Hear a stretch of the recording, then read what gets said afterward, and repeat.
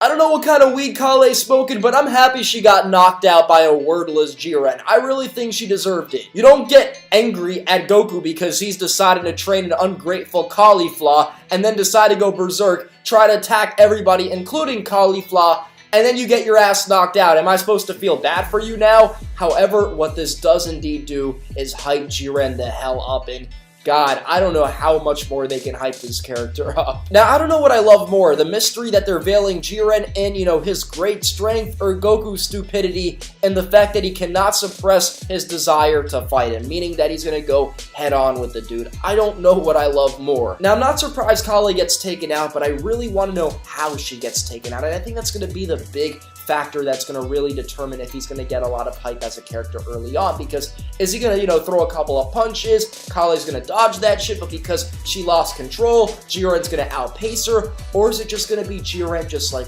one-shotting her off the arena? Because if it's the latter, guys, bitch out in one hit. Now, I feel like the only logical reason why they're pushing Goku as Cauliflower's teacher and he wants to teach her Super Saiyan Blue, which is just one of the dumbest things I've ever heard. Like, why would Goku, go out of his way in the middle of this tournament? His life's on the line, his universe is on the line, to train Cauliflower, who slapped this motherfucker's hand when he wanted to work with them potentially. Like, just very disrespectful stuff, like stuff that I would never in a million years do if I was disrespected like that. Going back to the point though, the only reason why Super Saiyan Blue is being gifted to Cauliflower like nothing, this ungrateful ass, is because Goku's going to be breaking his limit, unlocking a new transformation himself against Jiren. He has to. There's no other way. And I'm going to be honest with you guys, I don't think that Goku, even breaking his limit, is going to be able to put Jiren down. The mortal stronger than all the gods of destructions. And let's talk a little bit about Jiren's abilities, because we have seen little instances, little glimpses of what he can do. Now, for starters, we know that he meditates, and the level of meditation that he's achieved is very high, as he meditates literally in a void, devoid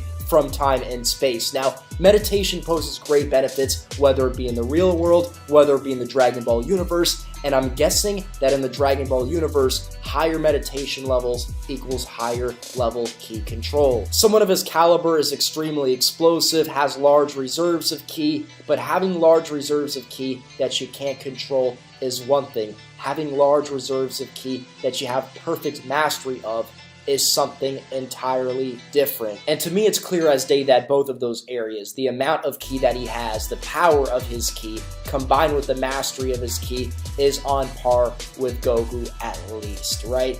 And honestly, it shouldn't be in anybody's fucking mind that they're tied, right? Goku is clearly inferior to Jiren as of this moment, without a new power-up. Jiren the Great dodged all of those blocks sent by the Gods of Destructions perfectly, analyzing the entire environment, not moving an inch, whereas Goku had to concentrate to avoid being hit by those things. And it almost felt like he was able to stop time because of the positioning. Like, it was so fast that he dodged that shit and went back into the same position. Now, it could be that, or it could be something else. It could be, again, that he's just so in tune with everything because of his high meditation levels, because of his high mastery of ki, that he's almost able to control his surroundings. Like, him having perfect tuning with everything around him allows him in a way to kind of telekinetically avoid things. It's some weird shit. I can't exactly put my finger on it, but I'm gonna have to bet that they're gonna try and touch up on this character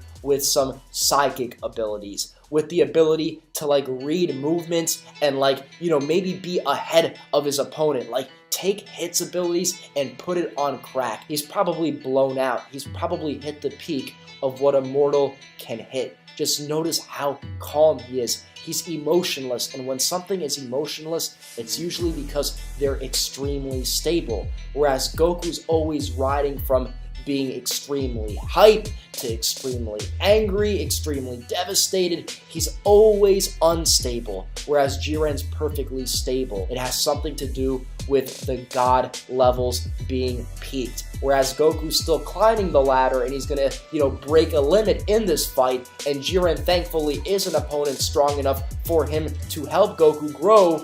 At the end of the day, Jiren's clearly hit a point to where Goku should not be able to defeat him alone. Now, we know he can create fireballs and maybe have some fire-based attacks, but if I could really define how his power works from what we've seen so far, I'd say it has something to do with his name origins. Apparently, his name comes from the word range or renji, which also means stove in Japanese. The more excited that he gets, the more that fuel burns inside of him, the more power he exerts, the more gas he exerts, like a stove. I don't know what they're going to do with him, but knowing that Goku's next transformation, his next step, is some sort of like perfected god form, as he looks almost like he's in a base form, it feels like they're really pushing the perfected form. I think Jiren is possibly at the point where he's in his perfected god form the entire time. I don't see Goku defeating Jiren one-on-one.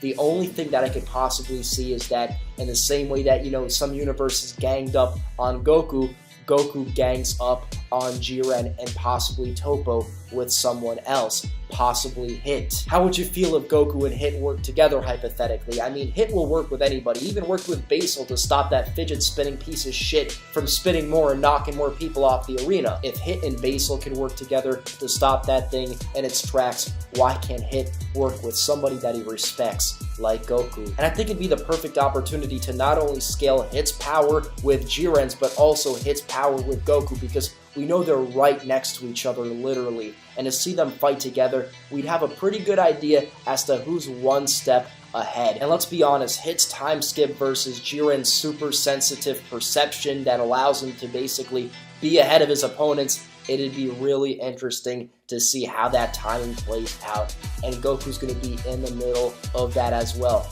Could Hit and Goku form some sort of alliance? I think they can, especially because Goku's doing Caulifla the service of actually making her stronger, which is absolutely ridiculous because she disrespected him. And keep in mind, Hit really wants to put up for his universe. I think he'd realized that it's in his best interest to put out Universe 11 because he doesn't stand a chance against Universe 11 himself, nor does his team, especially when you got Goku training members of his team. We saw him recruiting Frost, despite the fact that Frost is a slime ball, and he even tried to kill Hit, and obviously Hit put that assassination attempt down. So he's willing to recruit crusties like Frost. He's willing to work together with Basil, but not with Goku to take down a common threat, have a common goal of putting down the strongest of the strong.